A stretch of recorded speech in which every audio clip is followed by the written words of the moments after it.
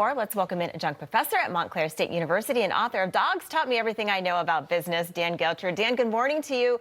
So the market, saw a steep incline yesterday after rumors swirled that the administration may hold off on the tariffs, though that turned out just to be fake news, causing them to fall again. But still, futures way up ahead of the opening bell this morning. Dan, it wasn't that Black Monday that some predicted.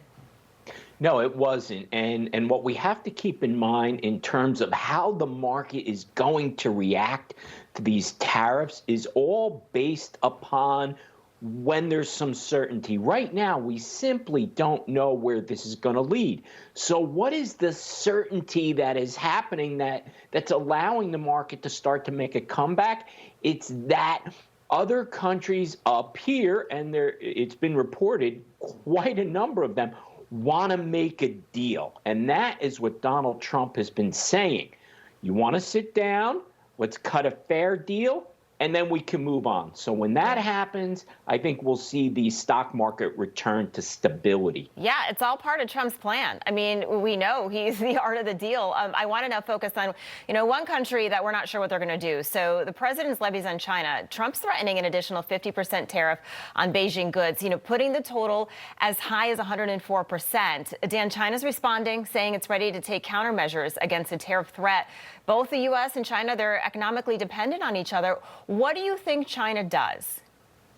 Well, China is not showing that they're going to back down right now, but this is going to be a war of attrition to some extent.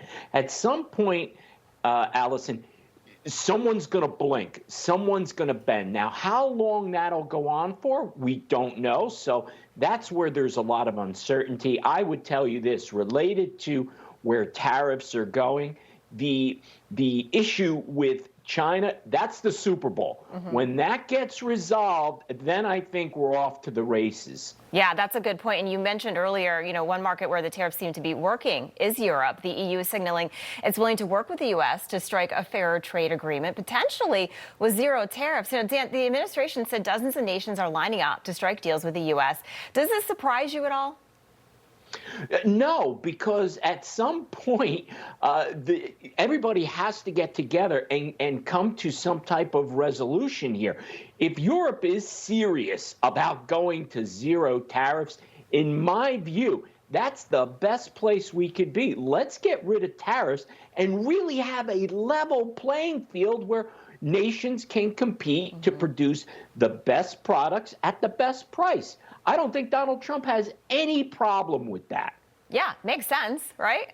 Finally, I want to get to this. NewsMax finished another day in the green, rising by nearly 5%. It's still rising in after-hours day trading. Dan, the company went public just over a week ago. It just keeps delivering. What do you make of the company's success so far? Well, of course, we want to be a little bit careful here because of our position with NewsMax, but I'm going to say this. Wow. I mean, it's really been incredible. I don't know if people realize how hard it is to take a company public. It's a really difficult thing. So congratulations to Chris Ruddy and the team. But so far, the ride has been tremendous. Obviously, people out there like the product that NewsMax is delivering on, and they wanted to invest. Let's keep in mind, with the stock market, things are going to go up and go down. But again, there's been a lot of turbulence, but NewsMax has really held their own, and then some. Yeah, it started with a vision with Chris Ruddy in the 90s, and look where we are. Dan Geltrude, great to see you today. Appreciate it. Thanks, Allison. Of course.